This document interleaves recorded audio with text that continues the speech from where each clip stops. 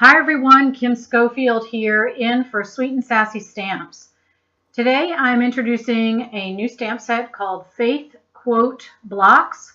So this video is sped up, so it's going to be pretty quick because this is a really easy card. And so I'll just take you through the steps that I use to create the card. So you can see here that I have a piece of blank cardstock taped down to a piece of watercolor cardstock, and I'm just using some painter's tape. And I am going to be doing a no-line watercoloring technique.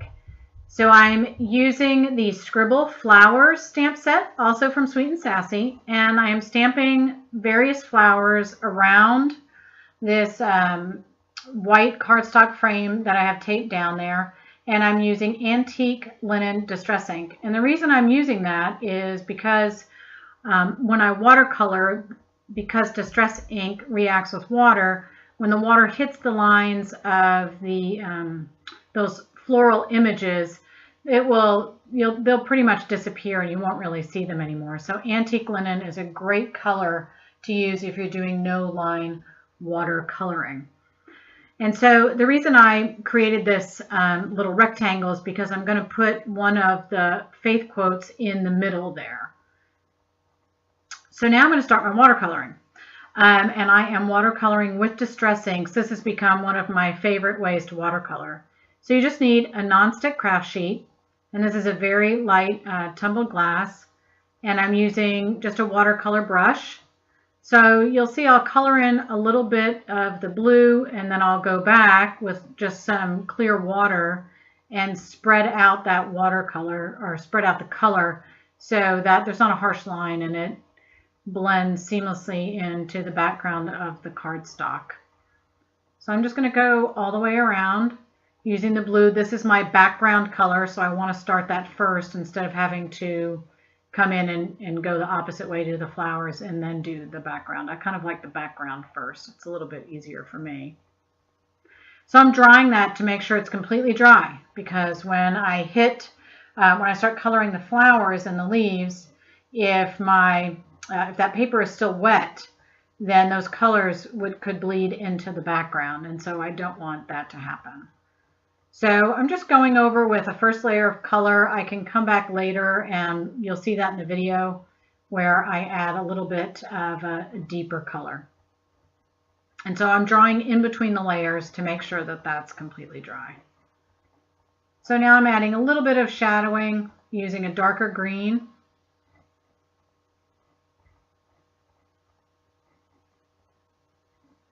And I'm continuing to add the shadows here, and you'll see I kind of pick a few different colors as I go through that I use for shadows, and I actually found that pumice stone, which is a gray, creates a really nice shadow effect. So I'm putting that first layer of color down, then I'm coming in with the darker color to add a little bit of shadowing. And this is all going to be very soft, so I'm not looking for extreme detail or to make the flowers look incredibly realistic. It's really just supposed to be a very soft floral pattern in the background. And I'm cleaning up my nonstick craft sheet in between each color that I use, because I don't want to, when the water hits that nonstick craft sheet, I don't want to pick up other colors and suddenly I have a green flower instead of a purple one. So I'm making sure that my craft sheet is clean before I put down other colors. And the nonstick craft sheet is a great tool to use for doing this type of technique. So you can see now I'm adding a little bit darker, some of that darker edges there on the flowers with a deeper purple color. And then you'll see I scribble off some color to the side, and then I'll come back in with some more clean water and then just blend all of those edges together.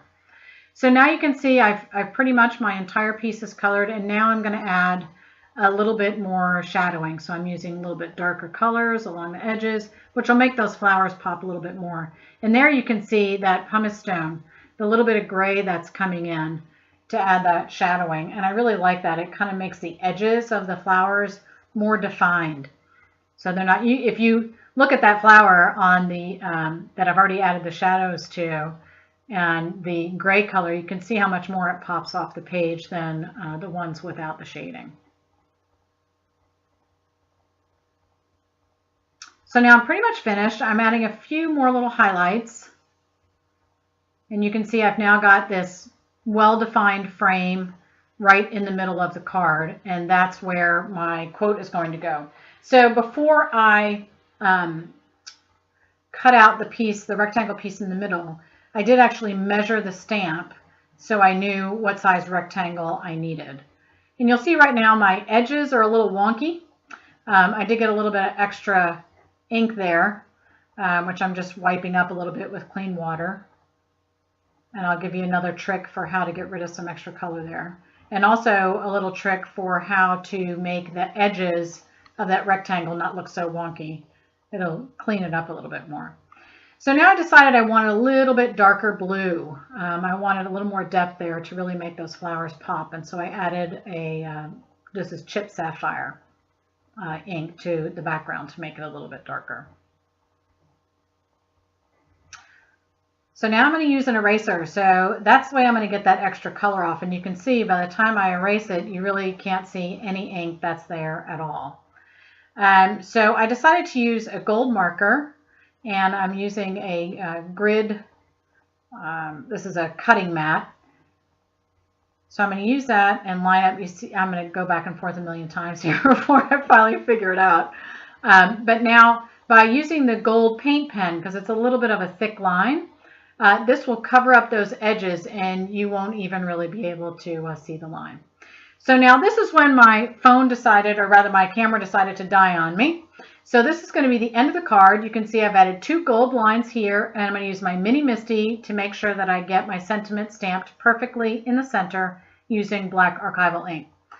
That's it for me today. Thank you so much. Enjoy. I hope you liked today's project. If you liked the video, give me a thumbs up. I apologize for the little cutoff there. And you can visit my blog or look below in the description for product links. Happy crafting!